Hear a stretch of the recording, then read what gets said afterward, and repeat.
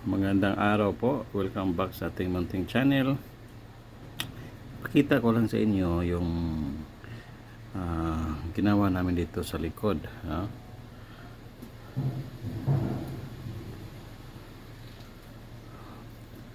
Tapos na malagyan ng bubong.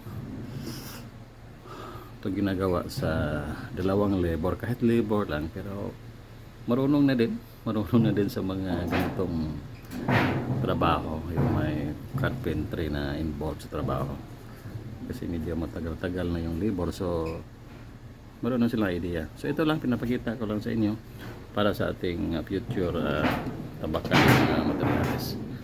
So abang-abang lang sa mga susunod na video para sa ating munting renovation sa ating bahay. So ito lang yung natira ng